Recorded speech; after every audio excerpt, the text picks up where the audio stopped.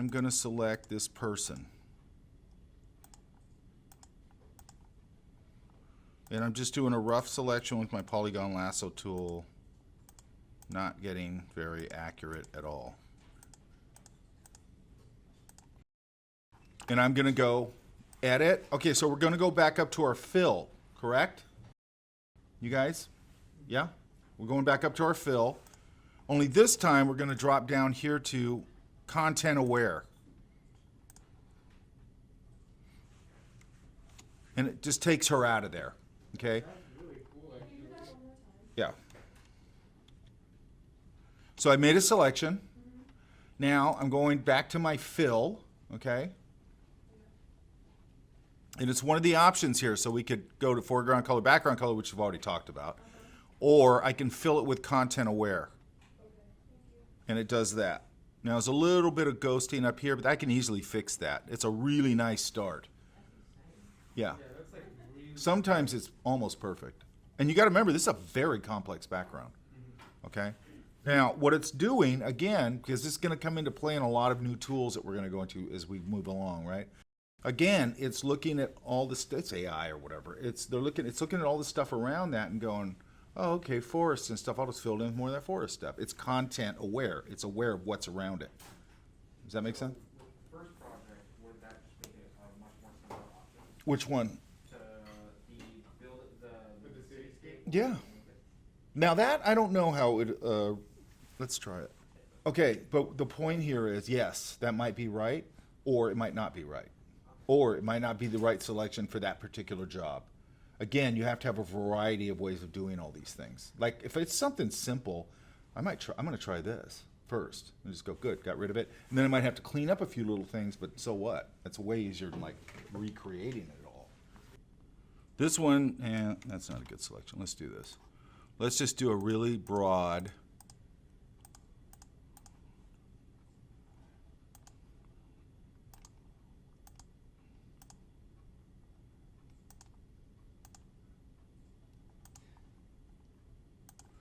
And let's go up here to fill, edit, fill, content aware. See? So sometimes it works, sometimes it doesn't. Now, I'd actually argue that the reason it probably works in that complex environment that we just showed is because the background of that environment is basically abstract.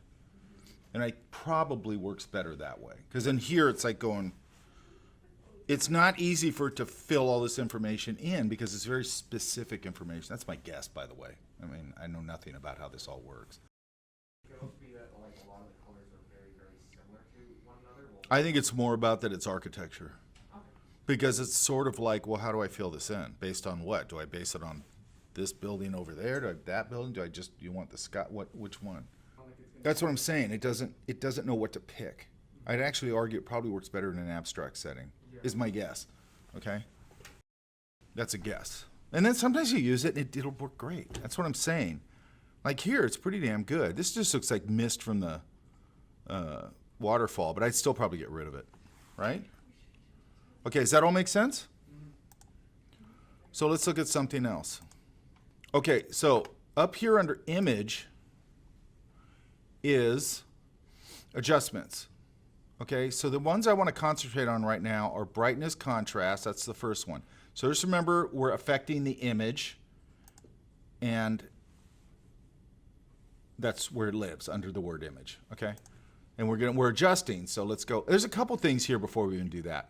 So you have a couple of autos here. So this is auto tone, which clearly is not right.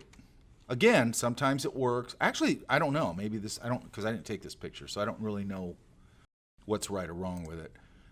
But auto contrast, Oh, that's pretty good. yeah, sometimes it's really good. And then auto color blows it out a little bit, but that's okay. Sometimes when I'm taking a photo, just my own photo, sometimes auto color will at least knock it into the ballpark a little bit. You know, sometimes it's wildly off. Are you guys sensing a theme here? Yeah. Sometimes that's why you got to know a variety of tools. And that's why when people go, show you this stuff and go, well, here's how you do this, and it's like some automatic thing, it's like, that is really bad way to learn. You've got to learn. And here's the other thing that bothers me about that. is you shouldn't, as artists or designers or whatever you want to call it, always want the easy way out. Like, I want to have ultra control. Now, if an automatic tool works for me, great. But I want ultra control. I want to do what I want to do. I don't want my work being driven. You do not want your work being driven by a program, okay? Just like with digital painting, things like that, photo bashing can be fine as a workflow thing if you know how to paint. But if you're relying on it, you're in trouble. You're in big trouble. That's not going to sustain a career. Okay? Does that make sense? And it's also like, why would you want to do that? You don't have ultra control if you're doing that. You can with Photobash if you know what you're doing. It's fine. But if you don't, if you're relying on it, you're in trouble. If you're relying on any of this stuff, you're in trouble. Okay. So sometimes those work. AutoColor has been my one that works kind of the best. But then I can go here. Here's adjustments. So the first one is brightness contrast. The top one is just that. It's just bright or not. Okay? But this one is contrast, where it's going to push the darks. If you notice, I pull it away. Less contrast. Push it. More contrast. Fairly simple. These are all simple tools I'm going to show you right now. But they're really valuable. Next one is levels, or Control L. Okay? What that does is you got a dark, medium, light. Dark, medium, light. So if I want to affect the lights, I can pull it over. If I want to affect the midtones, and if I want to affect the darks, I can pull those over. Does that make sense? Pretty simple, right? Basically, it goes lighter or darker mostly, but you could dial it in by light, medium, dark, right? And then the other one is, which is also really valuable, hue saturation or Control U. And the way you might want to remember that is Control Hue, which sounds like you, right? I always got to find something. After a while, obviously, it becomes intuitive. Because I can sit here and I'll do stuff and somebody will go, what's a hotkey? And I don't even know. Just because it's intuitive. You've been doing it so long. It's like talking. Okay, so so the first one, I can roll through the color spectrum. Okay? That, by the way, that is a super handy thing. Why is that handy?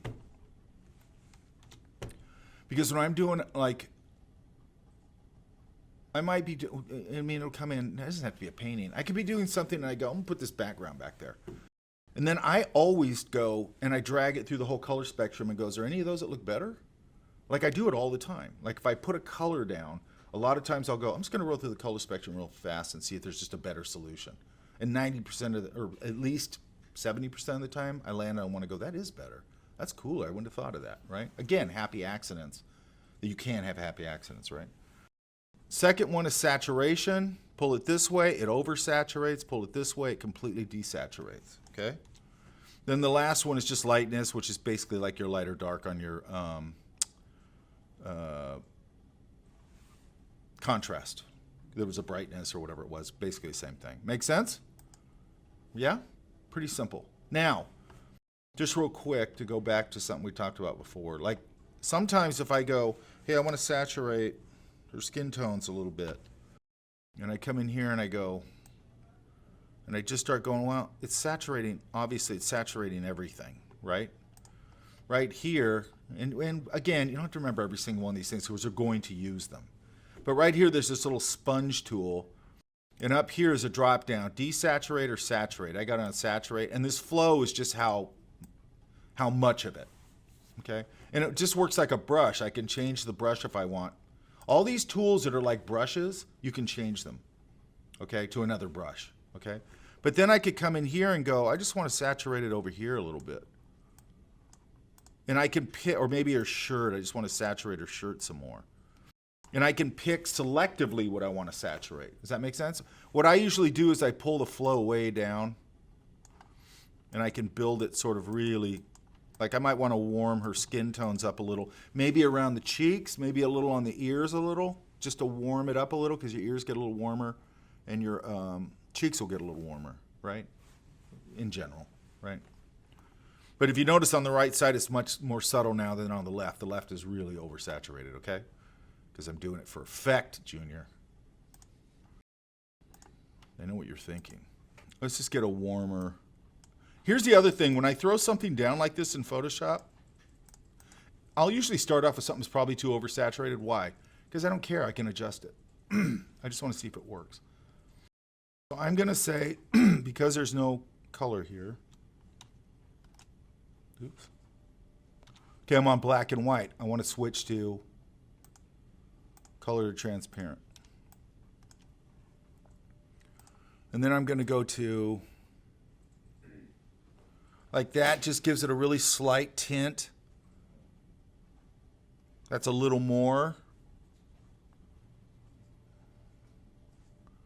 That's not too bad right there. Can you guys see the tint on there? Right? And then, you know, maybe I could come in here, put another one down here, and go to like a cooler idea.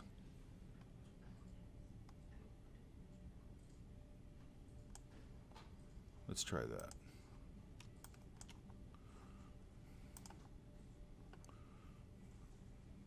So I can start to get a little bit of a warm, cool thing going.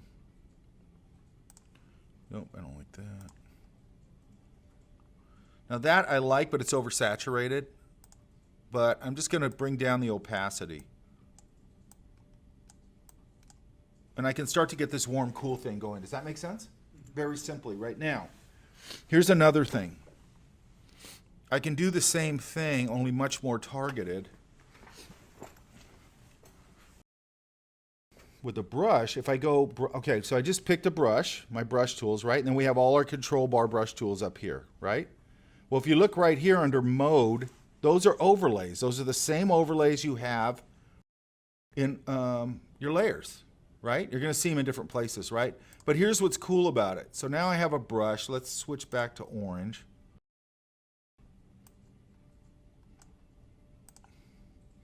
And I don't want, let's see what I used here. I used overlay. So let's go to overlay. So now my brush is on overlay, not the whole layer.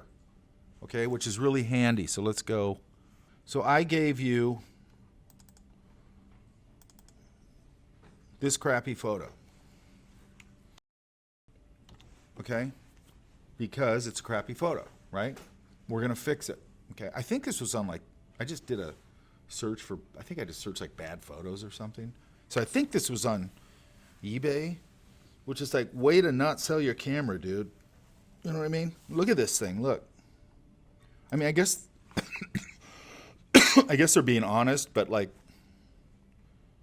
it's a pretty beat up camera. You know, you can at least shoot, and why, part of the reason is because this person shot at really close range with a flash, so it blew all this stuff out, which isn't good. So the way we're going to do this is we're going to come in here now here's how I would do this. I usually will go in pretty close. I will get my pen tool, and I will really, here's something that people do all the time in this class, or probably just in general. Now I'm going to click off of this, 'cause sometimes I like to start a new, and there, it's there, so now I can just go to my, now look, it's moving both. I don't want to do that. Okay, that's my control, which is giving my white arrow, so I'm going to go to Alt, and it's only going to move that, okay?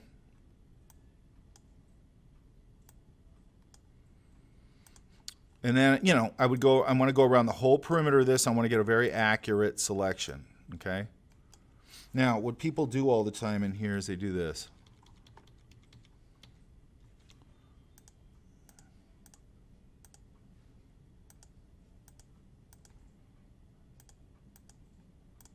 And they just start making like hard edges.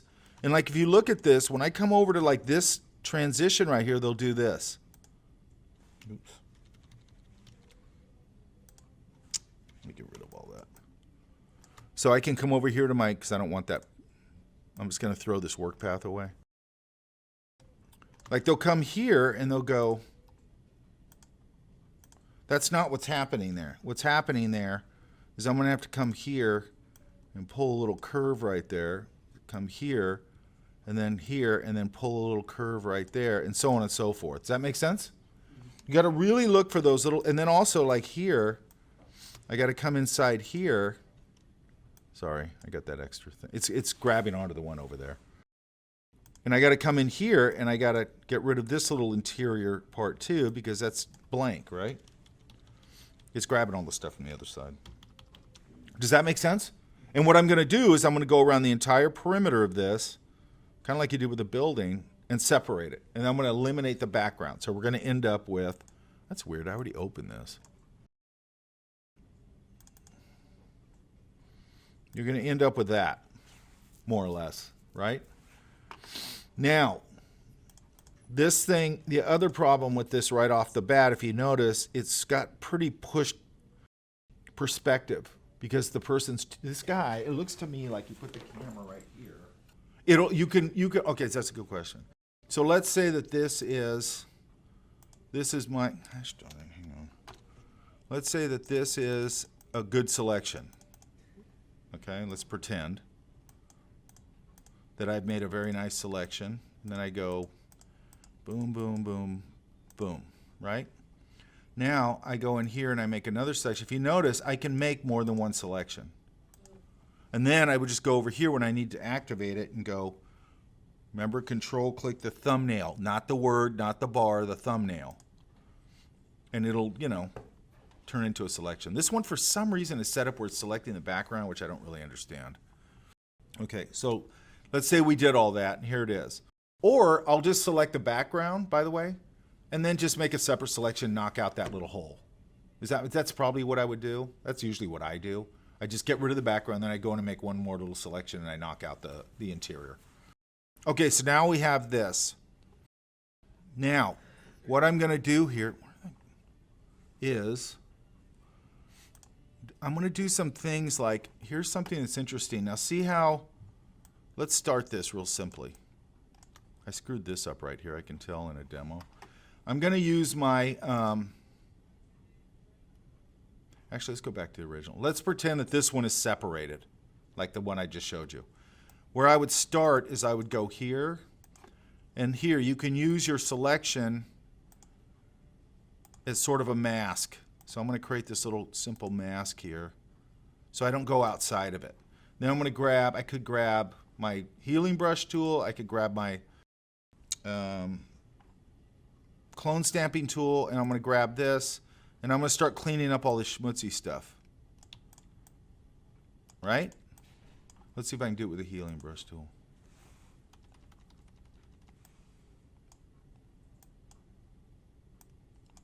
And this way I can get right up to the edge.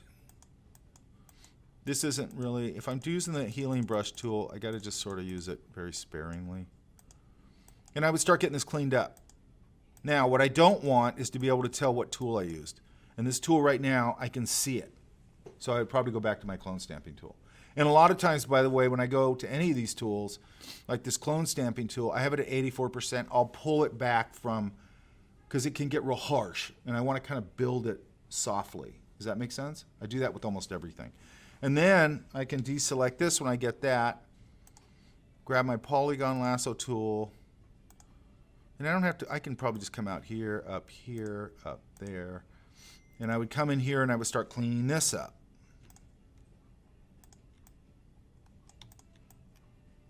And what the selection's doing is just keeping me from going outside of the lines where I want to go. And I would clean all that up. Does that make sense? And all this over here. And, you know, anywhere there's blemishes and problems. This stuff down here. And get that cleaned up. Now, what I might do here is I've got to stop this brightness here. Okay, so let's put another layer here. And I'm just going to use, I'm going to make a fairly simple selection. This doesn't have to be perfect. And I want to pull it all the way over here. I don't care about that right there. It should be okay. And I'm going to pull, let's say, I'm going to pull actually just this first part. Just this part here. I'll do the other part as its own thing.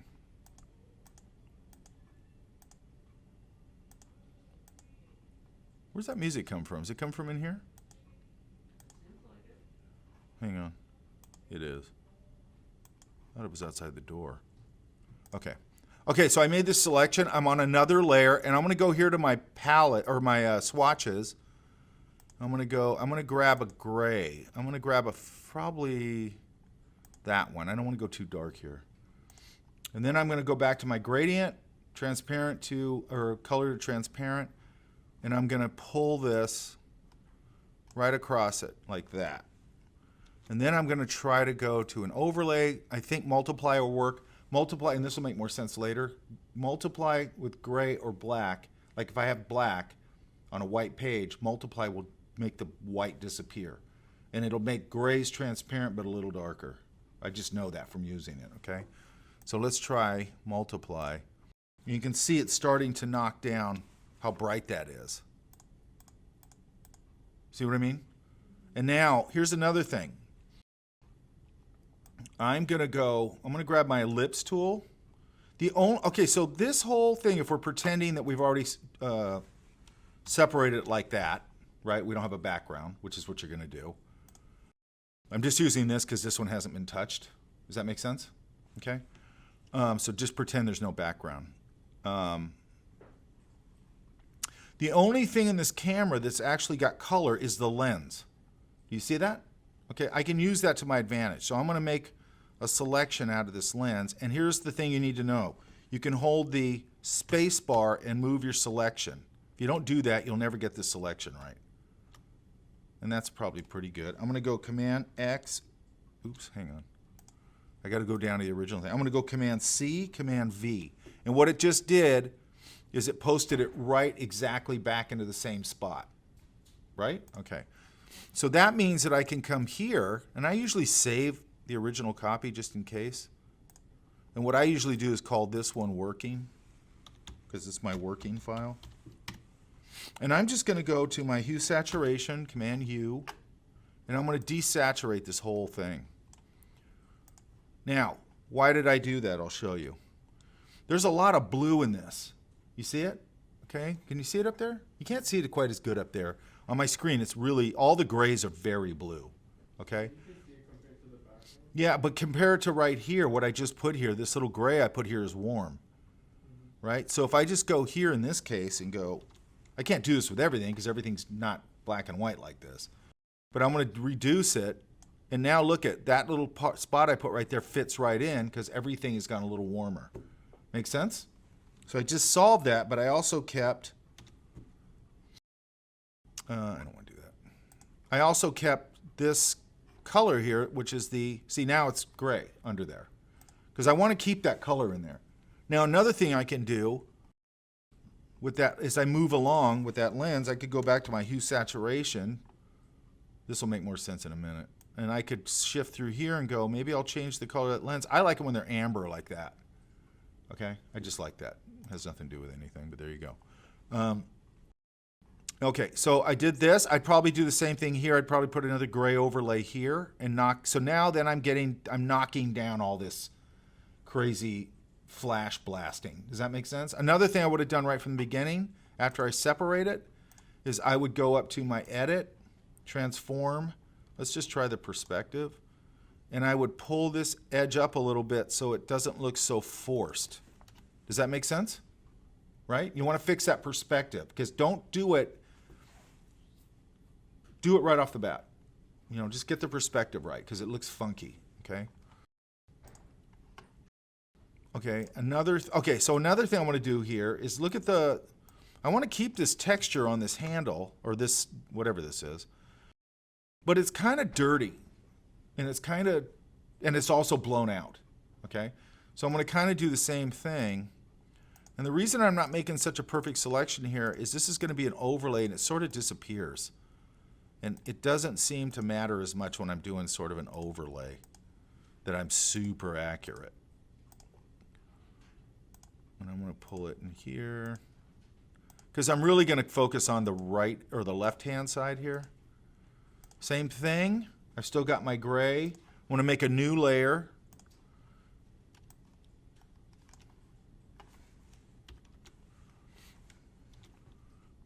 Multiply. Now, that's not quite doing what I want it to do, so I'm going to go Control U to darken that gray. See how it's cleaning it up a little bit? Because I'm obscuring some of it. It's a simple way to fix that. And also, I'm knocking down all that flash, right? So now it's starting to look, other than here, I just got to fix this here. I got to clean it up, Clean it up first, by the way, before you do your overlay. I would clean it up first. I just got to do another overlay here, right? So let's just do that real quick. And sometimes this will work, sometimes it doesn't. It actually works quite a bit, pretty well, quite a bit. I also got to knock down the stuff on that lens itself, but you get the point of what I'm doing. Put another layer, because I want all these things on separate layers.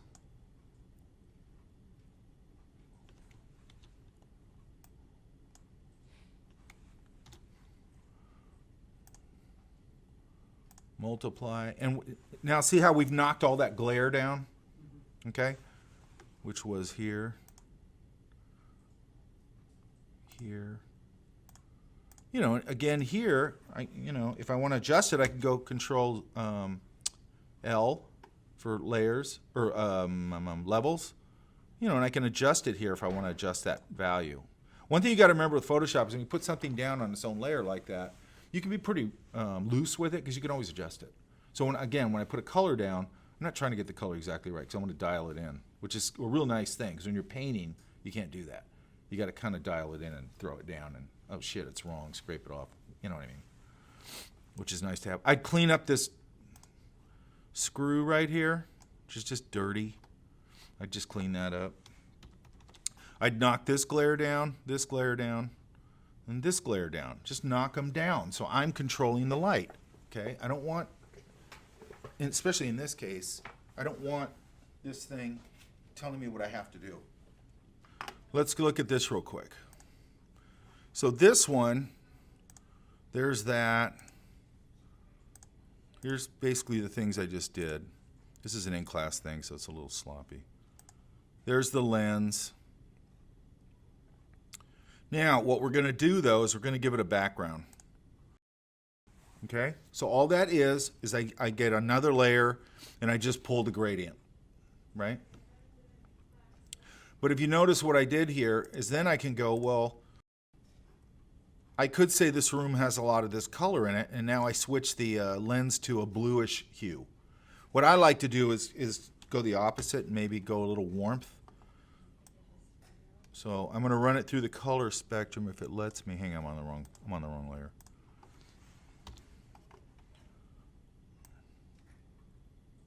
See, if I put a little bit of warmth in there, it just pops out of there a little nicer, right? Now another thing you can do, just so you know, if I go, hey, I really like let's find a color. I really like this crazy red. Okay?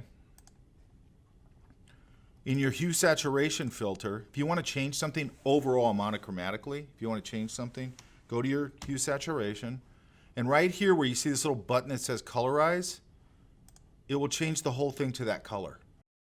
Okay? So if you have a PMS color, you have a color, like I do this all the time. If I'm doing like I just did it. I was doing a post for this life drawing thing I'm doing in Palm Springs. And I pulled up a poster, because I don't want to spend a bunch of time on it. I pulled up a cool poster from some retro Palm Springs poster, and I go, there's my palette. And I would click, and I would go to whatever I was making, and go, boom, I'm going to use that color. So I would use colorize, and boom, it would just change it to that exact color, right? And I automatically get a palette going very quickly without having to think about it. I don't need to reinvent the wheel on something like that. Palm Springs has a very defined palette. There's no, if I reinvent it, everybody's going to go, they're not going to get Palm Springs out of it because it's kind of been defined. So I don't want to waste a bunch of time on that. I'm not reinventing it. I'm going to end up at the same place. Okay? Okay, so let's cancel that. Now, I'm going to show you how to do this. If you guys want, I can show you today. It's not that big a deal. We want to have a reflection, right? And we want to have a shadow. That shadow's really crappy, by the way. And that would probably be enough. I might come in here maybe. Let's do another layer on here. I might come in here and grab my pen tool. This is a curved surface more than likely. Well, it is a curved surface. And I make a little selection. Then I'm going to go to my pen palette. Control click the image. See how it's picking the background? I don't know why it's doing that. I got to reset this whole thing. I'm going to go select inverse. And then I want to go here. Maybe I'll take, let's try this. I'm going to select that color. Go way lighter with it. Then I'm going to go back to my gradient tool, color to transparent. And then I'm going to knock this down. And I can always check to see if there's a good gradient or an overlay that might make it cooler. I don't think I'll find one with this, but we'll see. Actually, that's not too bad.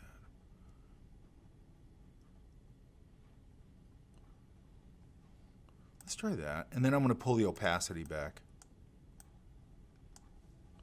And I could get a little glare on there. Does that make sense? Now, the leading edge, I like to leave it a little bit harder edge, but let's say that I go, I want to soften that a little bit. But if I go up here to the thing we talked about last time and I go blur, Gaussian blur, it's going to blur the whole thing. I might not want that. And I might not want it that much. So if I go right here, sort of, okay, there's where your sponge tool, but then there's this one here with your smudge tool. Living in there is a blur tool. So it's sort of like what I just told you with the sponge tool. I can really dial in where I want to blur. And I can come in here and I can soften that edge. And again, I got the strength up here, okay? Because I might not, like I don't want it too crazy. So I just softened it a little. Does that make sense? So it feels a little more natural. Does that make sense? And then one other thing I might do is I might just come in here.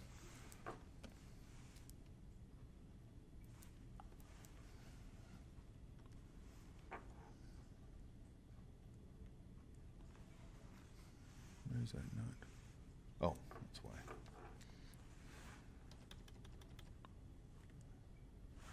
And give it a little highlight. That's too much. I want it smaller. And I'll probably even pull that down a little bit.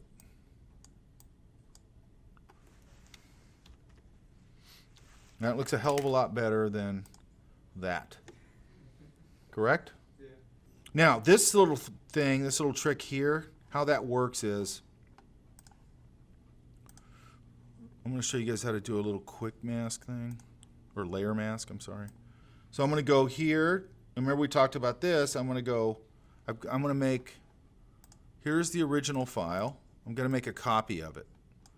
So now I'm going to put it behind it. Then I'm going to go to Edit, Transform, Flip Vertical. Now it's got a vertical. And I want to put it right here. Now, I'm not going to do this in here. Normally what I would do is I would separate the lens, so I fix a perspective on the lens. I'm not going to worry about that for this, okay? And I don't expect you guys to either. Because I want to spend, here's what the thing I want to do with these exercises. I want you to just get through, what we're doing here is we're starting to put all the tools together we've so far talked about and start to use them, okay? Have to make decisions, okay? What I don't want to do is have you spend a bunch of time on that. I'd rather have you spend the time on a project. So I separate everything into exercises and projects. So right after this, I'll probably show you one or two more things, and then we're going to do a project where you can actually flex your muscles a little more. But I don't want you to spend a bunch of time on a 10-pointer. I just want you to get what I'm trying to get through to you, okay? So I'm going to go back to my Edit, back to my Transform tools, and I'm going to go to Skew, and I'm going to pull this edge up so it kisses that other edge. Okay, now I'm going to go right here. So here's your plus to add a layer. Here's your trash can, and there's the one for the to create a group folder, right? Skip this one, and then you have here it says add layer mask. Okay, and now I'm going to go back to my. Now here's how the layer mask works, and I'll kind of explain this a little more in a minute. I have to put this on black to white right there. Okay. And then I'm going to click and hold, and it creates the gradient for me. Now, let me explain what this is doing, because I think, you know, it's kind of weird. So let's look at let's pull up another image here. Here's the girl. So I'm going to pull the cloud out of this tab right there, grab my move tool, pull it in. There it is, okay? And then I'm going to unlock this layer, call it portrait, and I'm going to put it behind her. First, I'm going to do this. I'm going to put it here, and I'm going to make it a little bigger. Now, normally, I wouldn't do that because it'll probably pixelate, but for this, it's probably going to be fine. And I'm going to put it behind her. Okay, so everybody's understand that? I basically just layered it. I put the clouds behind this layer. That's all I did.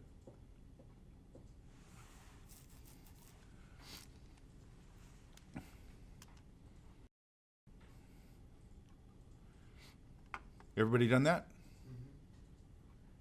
Who hasn't? We're all set up now, correct? Okay, so look. I'm on the layer with the woman on it, right?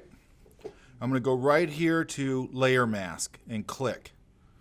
Okay, now, if you notice this little white thing, which is the mask, is highlighted. See the little things? If I click here, that'll be highlighted. Do you guys see that? So you want to be on the mask. Okay, so I got a layer mask on this thing. You can see it there to the right on my layer, correct? Yes. Now I'm going to grab a brush, and I'm going to get off of overlay, make sure that we're not on overlay, we're just on normal. I think I'm going to knock the opacity down a little bit. And then I've got a big soft brush for this. This will be good. And I'm going to paint. I'm not erasing. And I'm going to reveal those clouds under her. As I get closer to the edge. And then I go, here's the beauty of it. I go, I don't like this up here.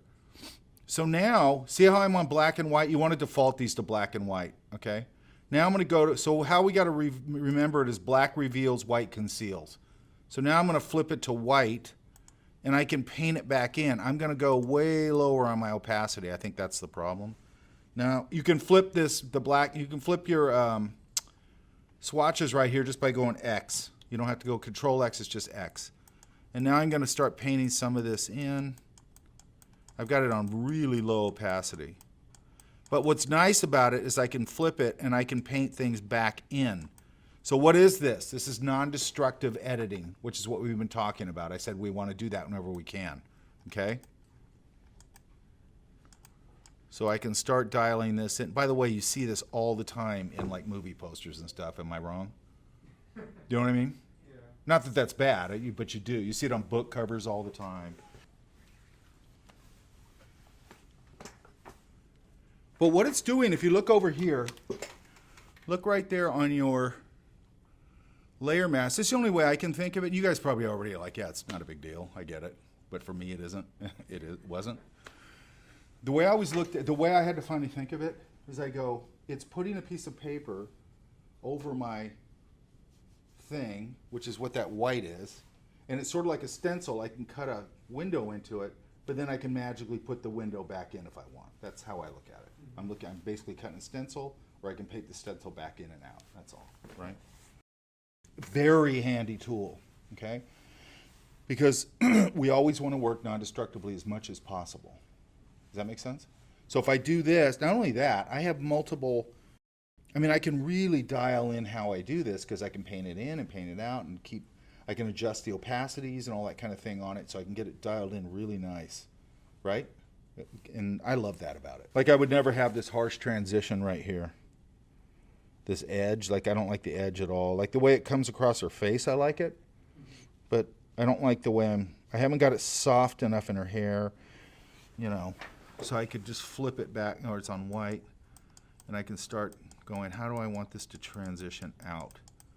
And I probably want it, see where I've got it situated also, where I've got the cloud situated, it's almost reading like a brain on mine, right? So I'd probably make those clouds bigger so it's not reading like that. Does that make sense? Yeah. So, has everybody done that? Yeah. It's fine, right? Not a big deal? So, the reason I went through all that is because the way I did this gradient, or this little reflection, if you notice, I used a layer mask, right? But what did I do? Black reveals, white conceals. I used a black and white gradient instead. So it's a smooth reveal. Does that make sense? I just want to make sure that you guys understand what's going on there. I always want to make sure that you're understanding what's going on, just going, oh, that tool does that. Well, I want you to know how it works. And I'm doing the same thing we just did with a Cloud Girl, but I did it with a gradient, black to white. So if I'm going to do that, I can't do this. Like I can't use color to transparent. It won't work. I got to do a solid black to white. Does that make sense? Yeah. And then it's just white or black revealing, white concealing, right? I think you can even do it with colors. I think it might just be a foreground background thing, but I always zero it out. And then that's how I did that. And then this part, the little crappy, I would never do a reflection like that or a shadow like that. And also this reflection, I'd probably knock it down. Okay, so that's how I did the reflection. And then the little shadow, I just did with a brush. I just came in here with a gray value. So another gray value, just pick a fairly light one. You know. And by the way, if you click and hold your shift key, it will give you a straight line wherever you put it, see? And then I just did it again with my overlay. I went to multiply, and it just goes a little darker, and it integrates with the background.